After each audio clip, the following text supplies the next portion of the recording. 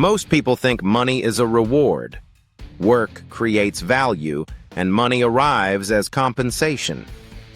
This story feels intuitive and fair, but it fails quickly. Many valuable activities earn little, while some highly paid roles produce outcomes that are hard to justify. This mismatch is not accidental. Money did not emerge to judge worth. It emerged to coordinate behavior at scale. Its core function is to organize human action, not to reward contribution. Before money, coordination was local. Trust, reputation, and obligation worked in small groups.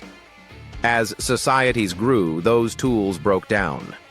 Money solved this problem.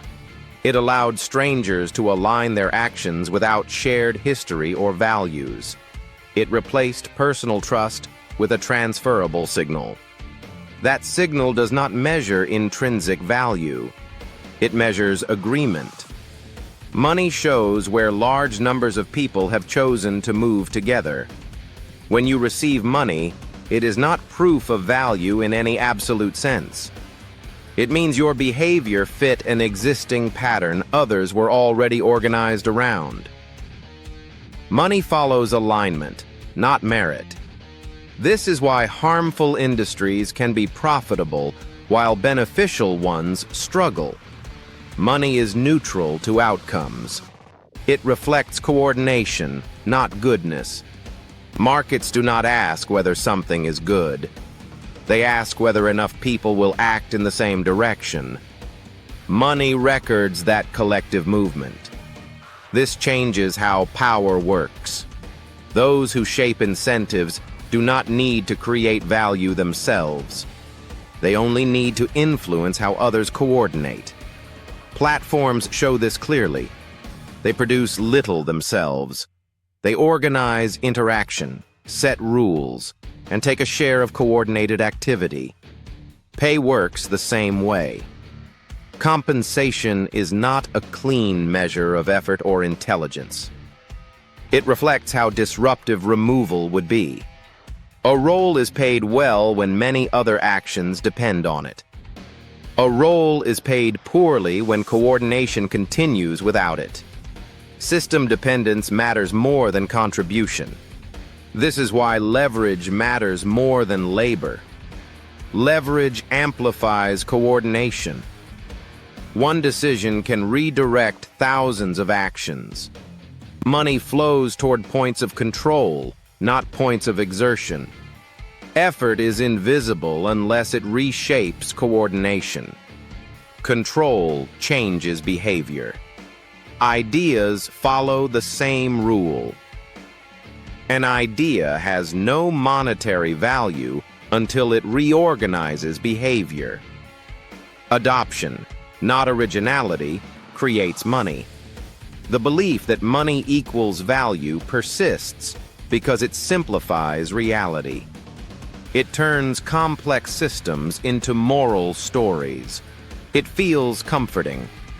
But this belief traps people. They optimize for effort and skill, expecting money to follow.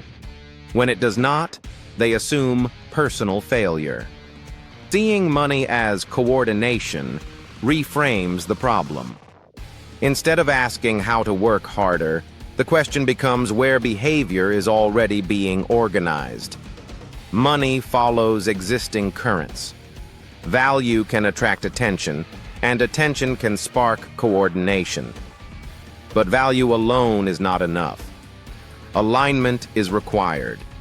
Once coordination forms, it reinforces itself. Money attracts more behavior, which attracts more money. Inequality compounds structurally. Coordination is invisible when it works. It feels natural and deserved. Money hides its role by appearing as a reward. Understanding this removes moral comfort but adds clarity. You stop taking outcomes personally. You start reading systems. Money does not respond to intentions. It responds to incentives and patterns. Treating it as a moral score leads to confusion. Treating it as a coordination signal reveals where power sits. It shows structure instead of worth. It makes the system legible.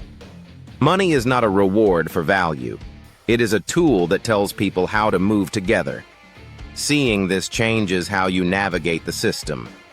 Want to see the hidden rules shaping money, power, and human behavior? Subscribe to Unseen Forces.